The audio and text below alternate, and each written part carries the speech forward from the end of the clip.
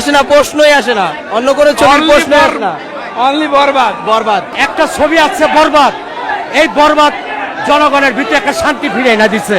Shakib Khan number 1। এই জিল্লু মালদে ভালো লাগা লাগছে, এটা খুশিতে আমি বাঁচতে চাই না। হ্যালো ভিউয়ার্স, আমি মাহফুজ আহমেদ আপনাদের মাঝে নতুন আরেকটি ভিডিও নিয়ে চলে আসলাম। বরবাদের পাবলিক রিভিউ নিয়ে চলে আসলাম। বরবাদ চারিদিকে কিন্তু ফাটিয়ে দিতেছে। ঈদের দিন থেকে কিন্তু বরবাদের ক্রেজ শুরু হয়ে গেছে। চারিদিকে শুধু বরবাদ বরবাদ বরবাদ, কিন্তু চারিদিকে ফাটিয়ে দিতেছে। আর একটা কথা বলবো, দেখুন, দরদের সময় কিন্তু নেগেটিভ রিভিউ পাওয়া গেছিল, পজিটিভ রিভিউ পাওয়া গেছিল। এই বরবাদ একটা সিনেমা, শুধু চারিদিকে শুধু পজিটিভ রিভিউ। চারিদিকে শুধু সবাই বলতেছে এরকম বাংলাদেশে এরকম সিনেমা আগে কখনো হয়নি। তামিল যদি কোনো ফিল পেতে চান, সেটা এই সিনেমায় পাবেন। এই বলিউডের সিনেমার ফিল এই সিনেমায় পাবেন। বাংলাদেশে এরকম সিনেমা আর আগে কখনো হয়নি। একটা মানুষও কিন্তু নেগেটিভ কথা বলতেছে না, সবাই কিন্তু পজিটিভ, যে সে একটা সিনেমা হয়েছে। ক্যামেরার কি কাজ, মানে টেকনিশিয়ানদের কি কাজ, অসাধারণ এই সিনেমাটা বানিয়েছে এই ডিরেক্টর মেহেদী হাসান হৃদয়।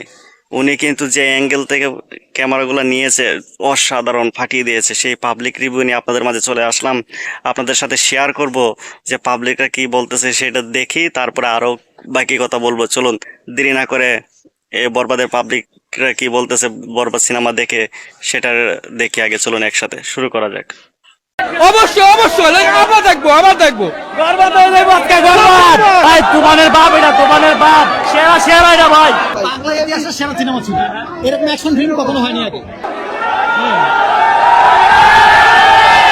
খুবই ভালো হয়েছে ছবিটা, দেখার মতন, ফ্যামিলি নিয়ে ছবি দেখার মতন। এটা অন্য কোনো সিনেমা কি দেখবেন এরপর? কোনো দরকার নেই, প্রশ্নই আসে না, প্রশ্নই আসে না, অন্য কোনো ছবির প্রশ্ন আসে না।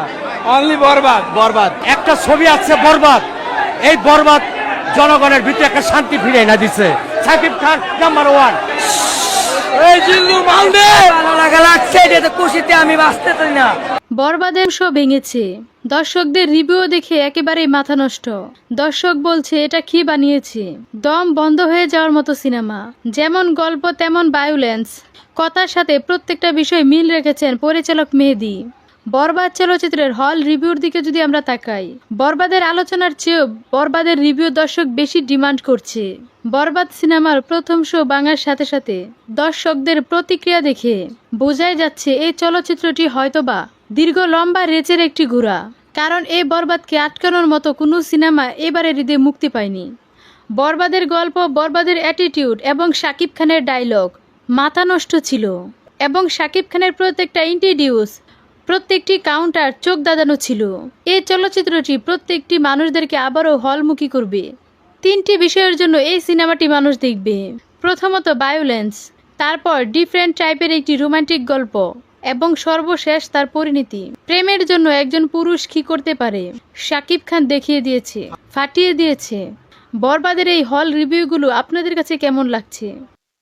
আপনারা তো দেখলেন, আপনার সাথে একসাথে ভিডিওটা দেখলাম যে পাবলিকরা কিন্তু বলতেছে অসাধারণ। আমি যেখানে আছি এখনো সিনেমা হল নাই দেখে বিদায় এখন আমি সিনেমাটা দেখতে পারতেছি না, কারণ আমি এখন নোয়াখালীতে আছি।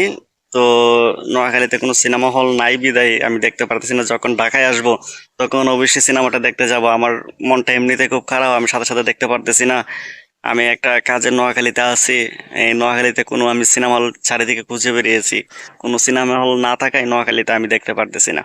তো অবশ্যই বলবো বরবাদ কিন্তু ফাটিয়ে দিচ্ছে। আপনারা যারা যারা এখনো বরবাদ দেখেননি, অবশ্যই গিয়ে বরবাদ তাড়াতাড়ি দেখুন। যতটুকু পারেন সম্ভব সব কাজ গুছিয়ে রেখে তারপর গিয়ে বরবাদ দেখুন। আমিও খুব তাড়াতাড়ি সম্ভব বরবাদ দেখতে চলে যাব ঢাকাতে। তো অবশ্যই বরবাদ যারা যারা দেখতেছেন না, অবশ্যই বরবাদ দেখে ফেলুন। সে একটা সিনেমা ফাটিয়ে দিচ্ছে চারিদিকে। বরবাদ আমি মনে করি তুফানকে ছাড়িয়ে এই মাসের পর মাস শুধু বরবাদই চলবে, সেই আশায় রাখবো। আর আমার ভিডিওটা যদি ভালো লাগে থাকে অবশ্যই লাইক এবং সাবস্ক্রাইব করে দিবেন। দেখা হবে পরবর্তী নেক্সট ভিডিওতে। খুদা হাফেজ।